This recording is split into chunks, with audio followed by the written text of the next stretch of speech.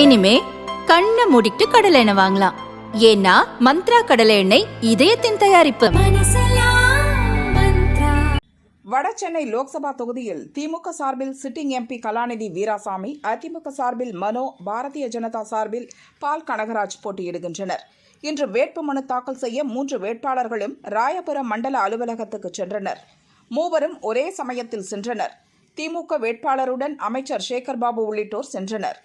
அதிமுக வேட்பாளருடன் முன்னாள் அமைச்சர் ஜெயக்குமார் உள்ளிட்டோர் சென்றனர்.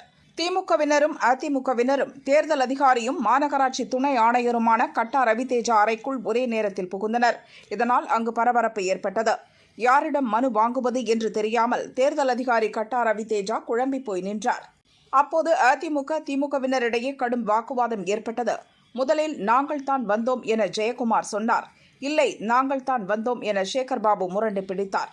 இரு தரப்பினரிடையே கடும் வாக்குவாதம் ஏற்பட்டது. வாக்குவாதம் முற்றியது. தனக்கு பின்னால் நின்ற அதிமுக மாவட்ட செயலாளர் ராஜேஷை பார்த்து கத்தாதடா என்று சேகர்பாபு ஆவேசமாக குரல் கொடுத்தார்.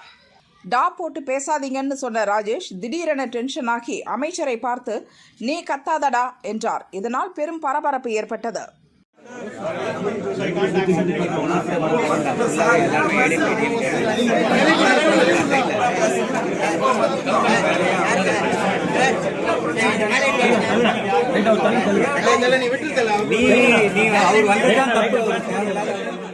நிலைமை மோசமானதால் தலைமை தேர்தல் அதிகாரி சத்யபிரதா சாஹூவை கட்டா ரவிதேஜா தொடர்பு கொண்டு விவரத்தை சொன்னார்.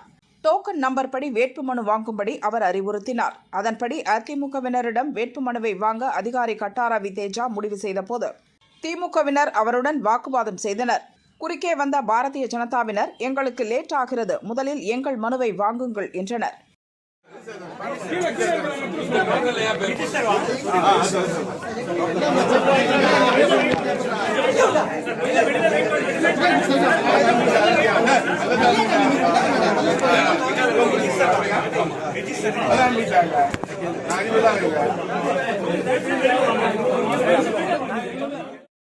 பிரச்சனை முதலில் இருந்து மீண்டும் ஆரம்பித்தது. அதன் பிறகு எல்லோரும் அலுவலகத்தை விட்டு வெளியே வந்தனர். சிறிது நேரம் கழித்து திமுக வேட்பாளர் கலாநிதி வீராசாமி வேட்பு மனுவை முதலில் தாக்கல் செய்தார். அவரைத் தொடர்ந்து அதிமுக, பாரதிய ஜனதா வேட்பாளர்களும் அடுத்தடுத்து வேட்பு மனு தாக்கல் செய்தனர்.